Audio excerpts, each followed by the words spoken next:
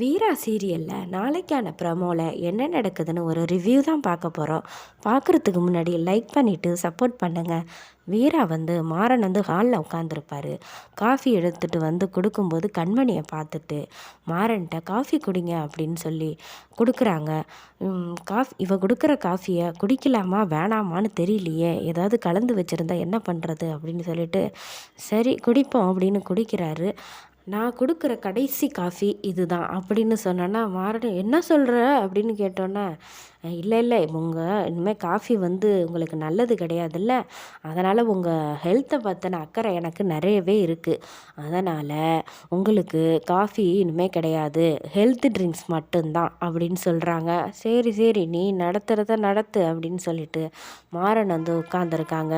கண்மணியை வெறுப்பேற்றணுங்கிறதுக்காக என்ன பண்ணுறாங்கன்னா, நாம் ஒரு நாள் கடையிலேருந்து சீக்கிரமாக கிளம்பி டேட்டிங் போகணும் அப்படின்னு சொல்கிறாங்க. என்னது டேட்டிங் போகணும் அப்படின்னு சத்தமாக சொல்கிறாங்க. இந்த லவ்வர்ஸ் எல்லாம் போவாங்கல்ல அந்த டேட்டிங் அப்படின்னு சொல்கிறாங்க. நமக்கு தான் கல்யாணமே ஆயிடுச்சே அப்படின்னு மாறன் சொல்லும்போது, நம்ம லவ் பண்ணும்போது தான் எங்கேயும் வெளியில் போக முடியல, அட்லீஸ்ட் இப்பயாவது போகலாம்ல அப்படின்னு சொல்கிறாங்க. போயிட்டு ஒரு மாதிரி நம்ம நல்லா ஜாலியாக இருந்துட்டு நம்ம ஒரு லேட் நைட்டாக ஒரு மாதிரி வரணும் அப்படிங்கிற மாதிரி சொல்கிறாங்க. இது வேறையா அப்படின்னு மாறன் இன்னும் என்னென்னலாம் சொல்ல போறியோ அப்படிங்கிற மாதிரி பேசிகிட்டு இருக்காங்க.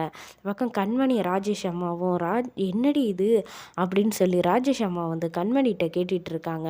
அதுக்கப்புறம் நானும் வரேன் இருங்க போகலாம் அப்படின்னு சொல்லிட்டு மாறன் போகும்போதே விறுவிறுன்னு போய் பேக் எடுத்து மாட்டிக்கிட்டு வீராவும் மாறன் கையவும் பிடிச்சிக்கிட்டு போகிறாங்க.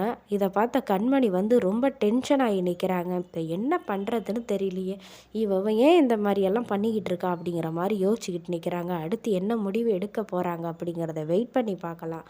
என்னோடய ரிவ்யூ பிடிச்சிருந்தா மறக்காமல் லைக் பண்ணி சப்ஸ்கிரைப் பண்ணுங்கள்.